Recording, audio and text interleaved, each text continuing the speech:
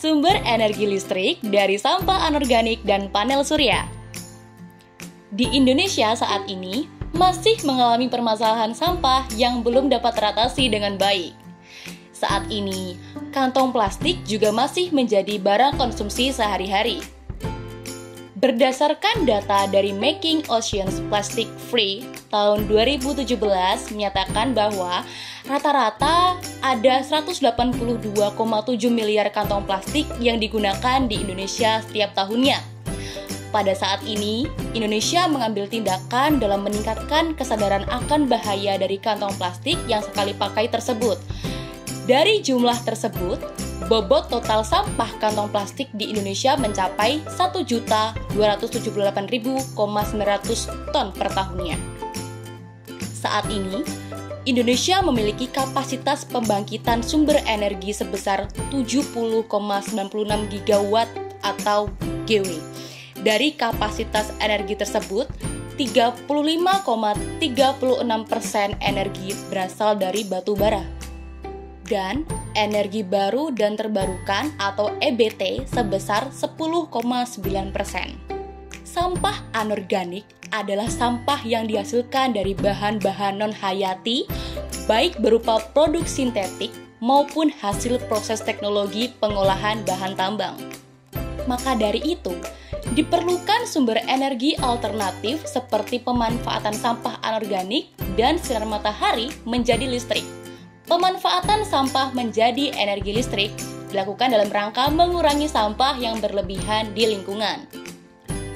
Kelompok kami berinovasi membuat sumber energi listrik dari sampah plastik anorganik dan panel surya untuk dijadikan sumber energi listrik alternatif. Cara pengolahan sampah pada penampungan sampah.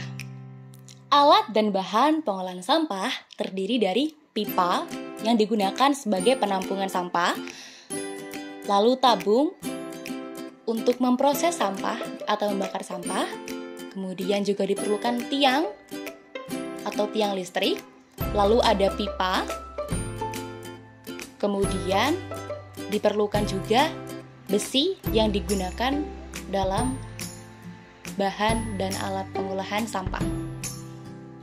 Selain itu, diperlukan juga kabel. Dan tak lupa yaitu lampu.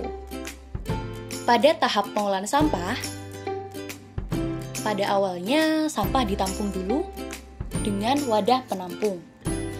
Lalu, sampah yang sudah ditampung masuk di bagian tabung yang berfungsi untuk melakukan tahap pirolisis atau tahap pembakaran.